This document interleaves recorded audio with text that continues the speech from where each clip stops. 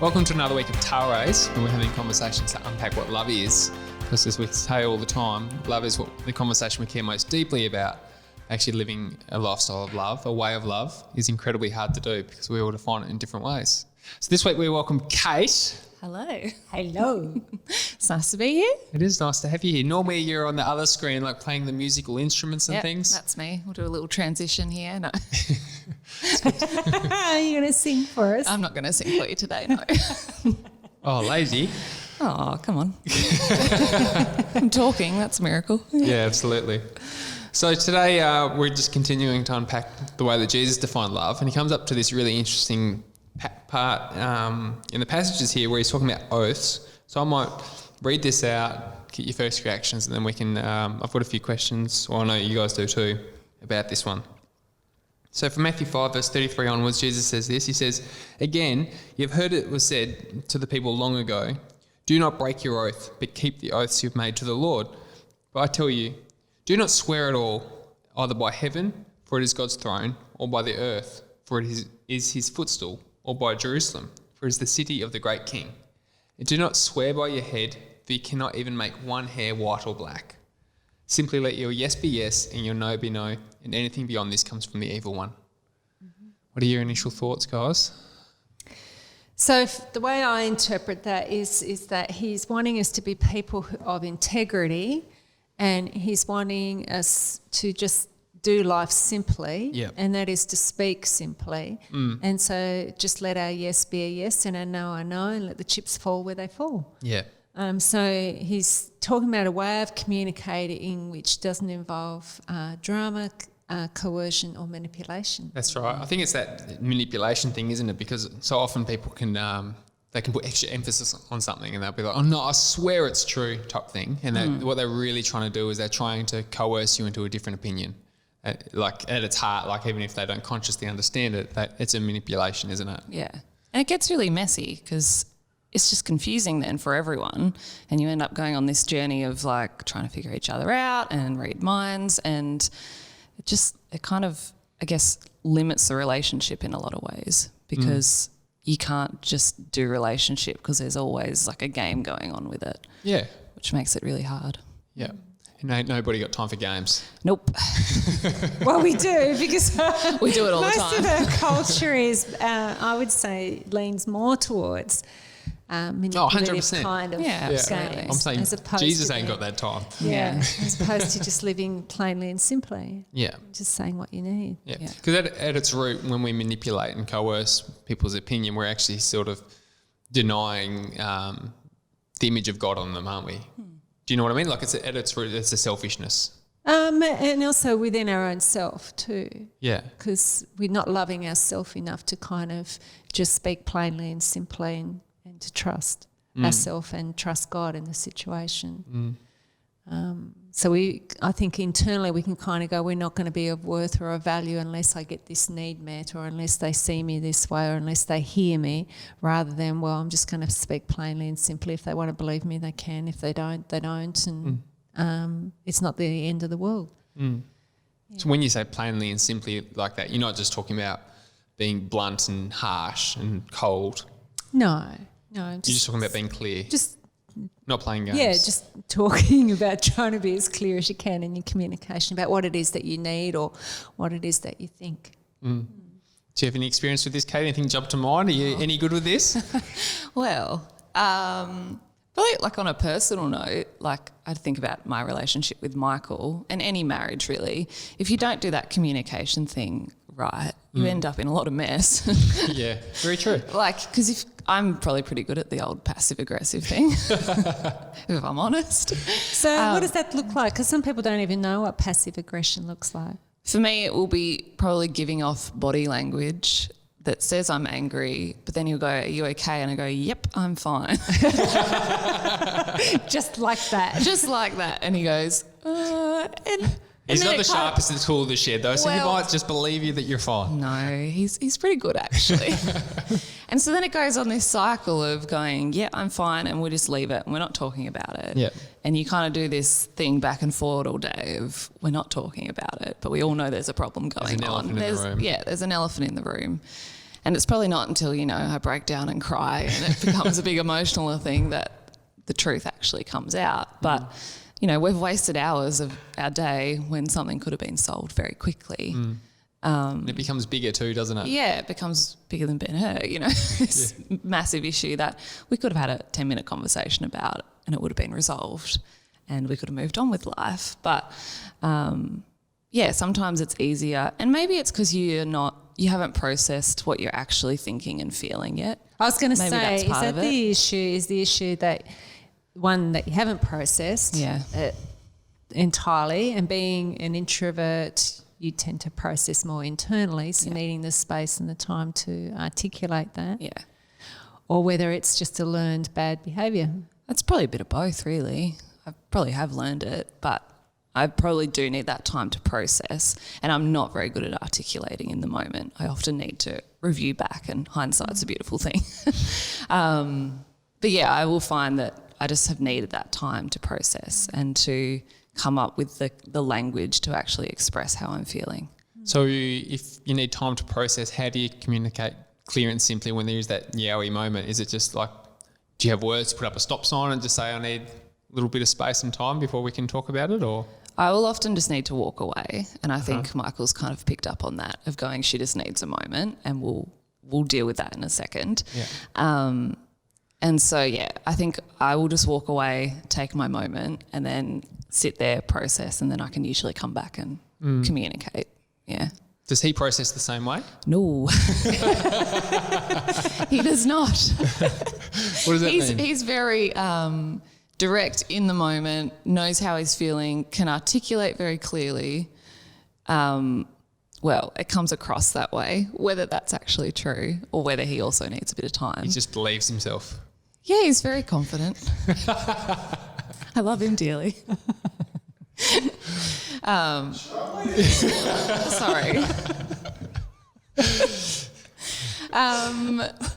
Anyway, we do. We communicate very differently. Should we cut this? No. So we're going to keep this in. So all the viewers at home, Michael, Kate's husband, my brother is behind the cameras just here, and we're going to keep this in because it's just very funny. I didn't think we were getting a counselling session today, but here we are. So good. There you go. Sometimes boys are a little less complicated too. They are. Yeah, it's true. So they are a little bit more black and white, logical, factual. Yeah, haven't got as many competing thoughts happening at once. All at once, and less emotional too. In a lot of ways, they can very clearly go, "I'm angry," or "I'm sad," or "I'm upset," and there's not 12 emotions going on in there you're trying to deal with. So, So how do we communicate simply and clearly, and let our yes mean yes and our no mean no, when we dislike conflict? Do you know what I mean? Well, sometimes for me it can be I'm not ready to have this conversation, or it can be I'm actually going to choose not to do conflict here, and then my communication is no, I'm not going to have the conversation with you because it's only going to end up in a bung fight, and I don't intend to have a bung fight. And then other times it can be, yes, I need to do conflict with you. And often, sometimes that can be like having it written down and then you go through it so it's logical as opposed to all the feelings. So I think there are a number of different ways of doing it.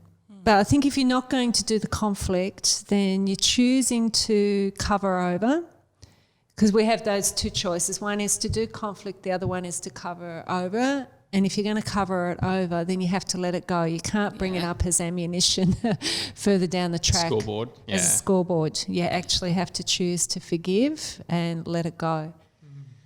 Do they resonate with you, Kate? Yeah, absolutely. I'm someone who avoids conflict at all costs. I come up as a 9 on the Enneagram, which is the peacemaker. Yep. So, I really struggle with it, and I always have. And I know no one likes conflict. Like, I've had to learn that as well, that it's not just me because it's my personality type. But no one really enjoys conflict. If you do enjoy conflict, I don't think that's healthy. No, I don't think so either.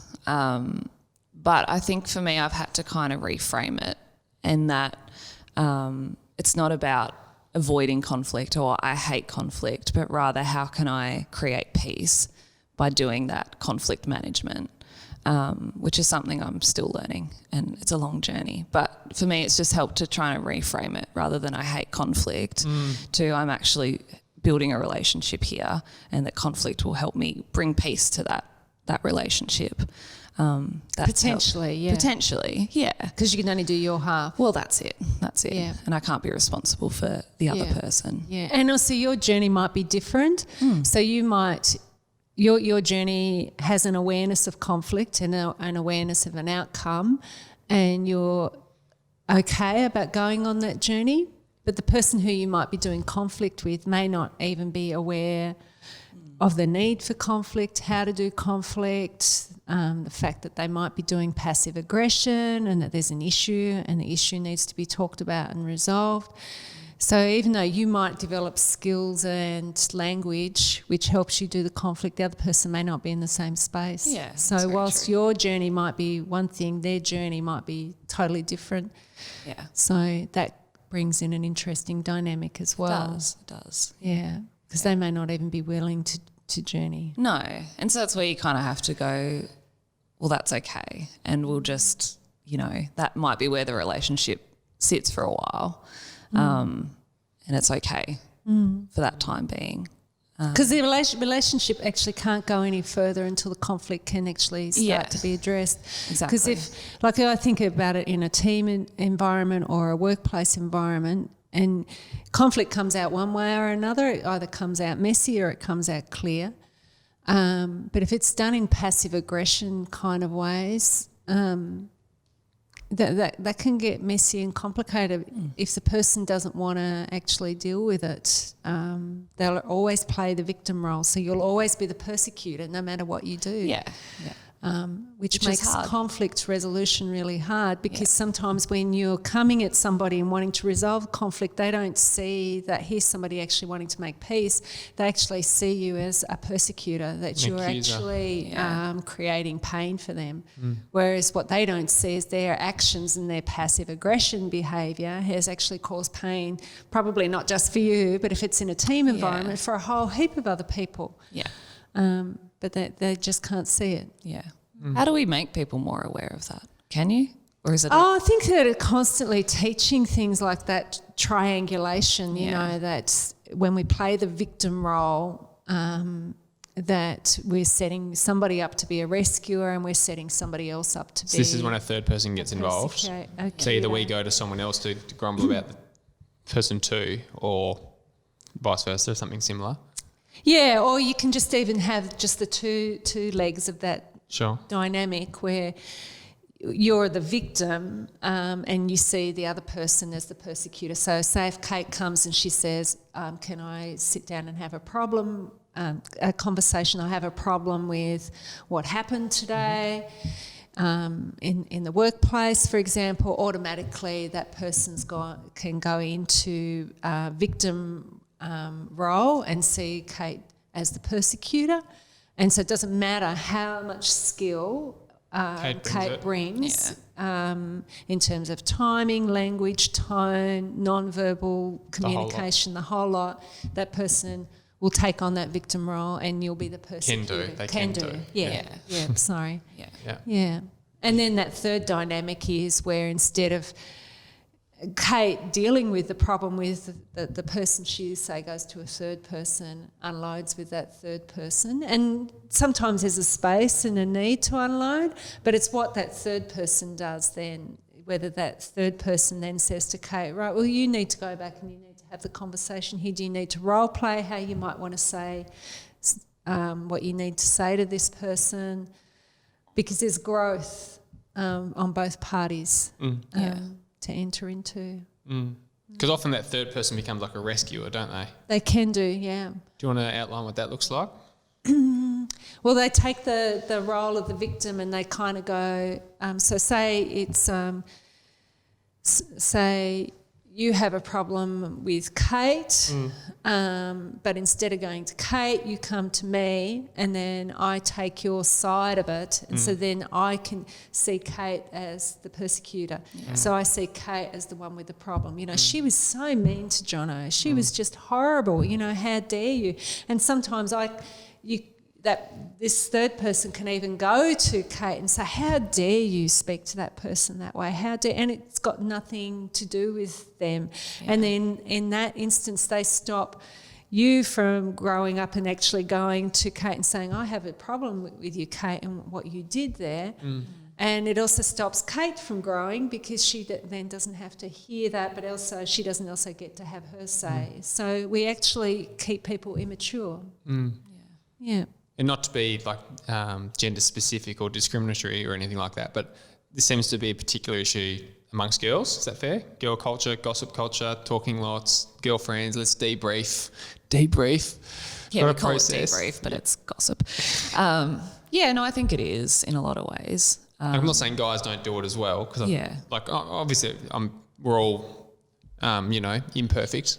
We've all stuffed up and we've fallen short of this sort of standard, but do you think that's a fair thing? I do, except when it comes to marriage. So say if, for example, you're in a friendship circle and something goes wrong and it's between two wives, all of a sudden you'll find that the guys will buy into it. So they'll protect their wives rather than encouraging their wives to sort it out. Right. Yeah. Does that make sense? Totally. Yeah. Yeah.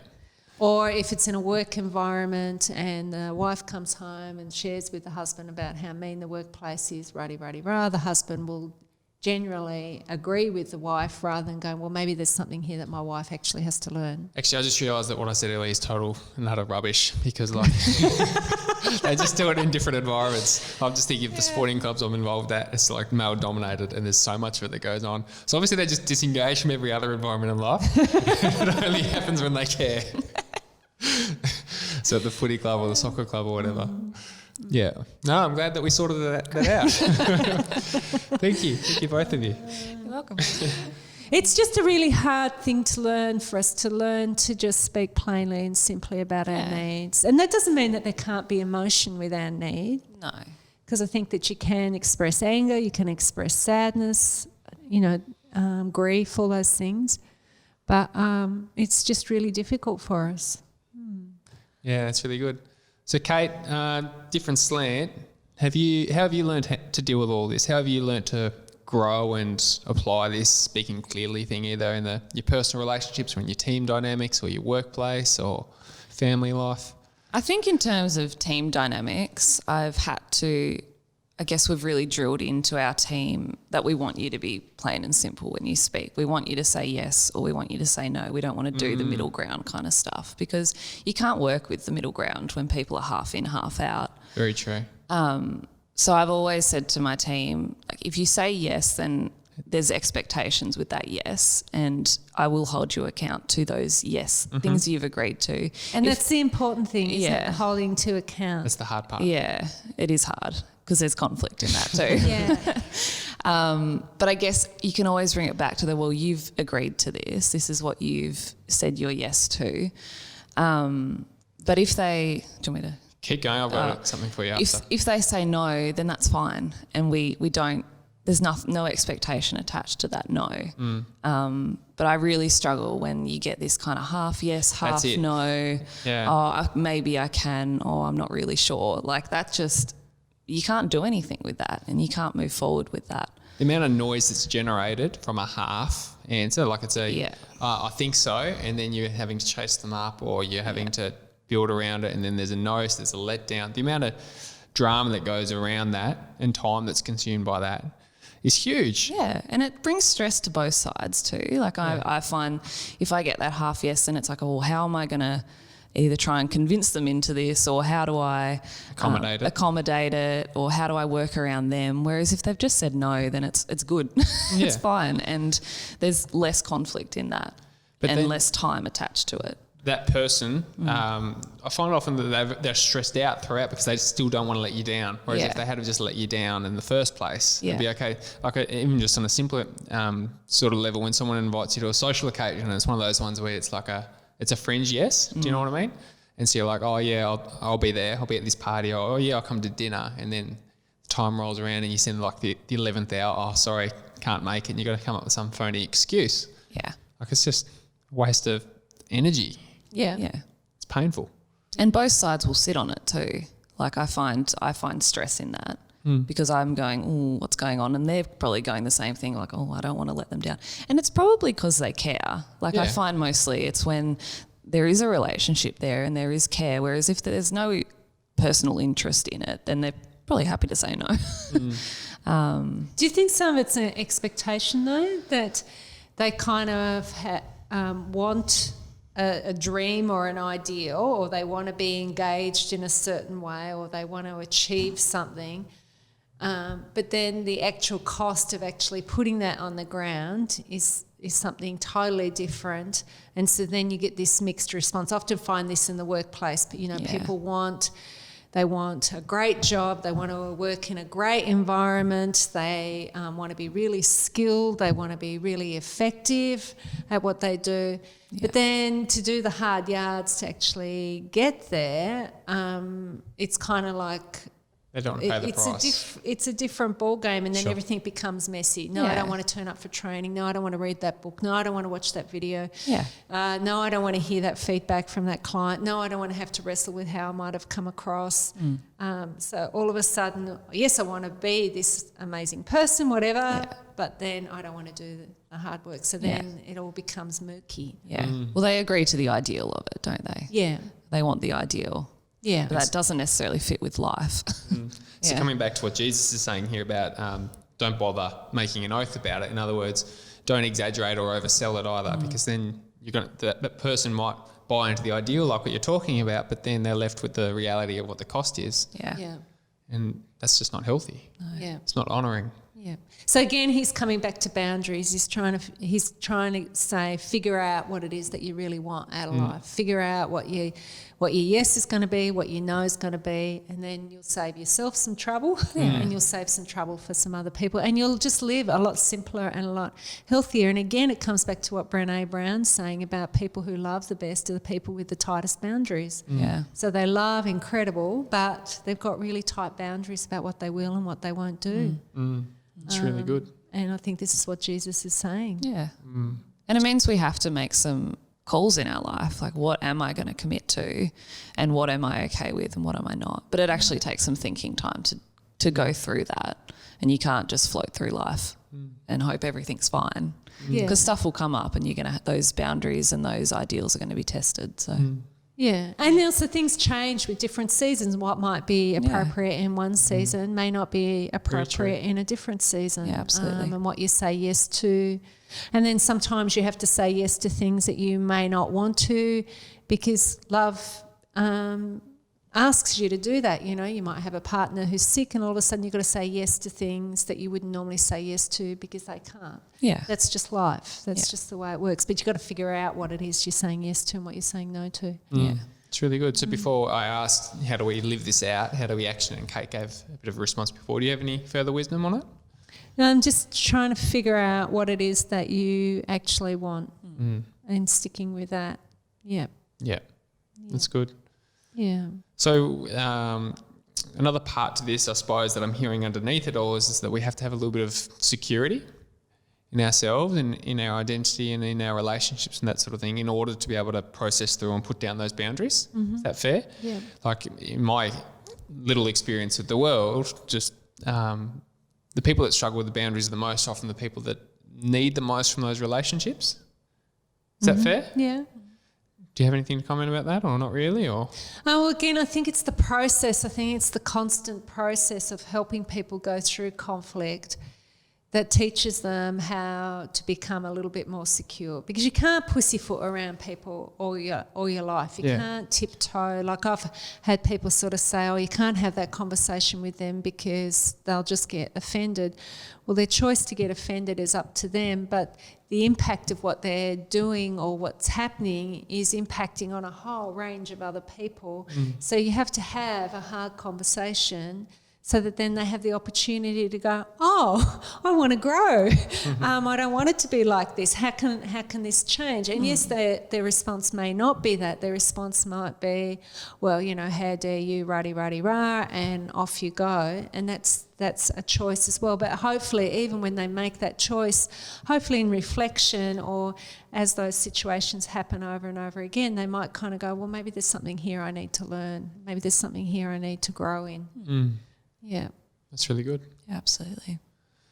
Is there anything else that you guys wanted to share on this topic, or? I think it's just that there's nothing new under the sun for our soul. And when we do this is real soul work. This is us tapping into the wisdom that's on the inside of us, because we all know that this is true. Yeah, sure. We don't we? Like, this isn't rocket science. When you articulate it, you kind of go, yeah, that's so true. And it's a simple way to live. And that's because it's that innate wisdom that's on the inside of us. It's just that we've got to pay attention to that. And I think in our world, we pay attention to things that aren't necessarily good for us. So we can pay attention to the drama or to the emotions or to who said what and who I need to come and defend and all that kind of stuff, as opposed to listening on the inside to that inner wisdom. Mm-hmm. It's really good. Excellent. Nothing else from you, Katie? Don't think so. Cool. Well, thank you for today's conversation, Kate. It's been really good. Has been very enjoyable. I've learnt lots. Me too. Do you mind praying for us as we close out? Sure. Sounds good. Heavenly Father, we just thank you that you're a good God, and you created us to have these amazing relationships. And I just pray as we go forth that, we would not fear this conflict, but that we would make our yes a yes and our no a no, and that we would make those relationships priority and just keep things simple. We thank you, Lord. In Jesus' name, amen.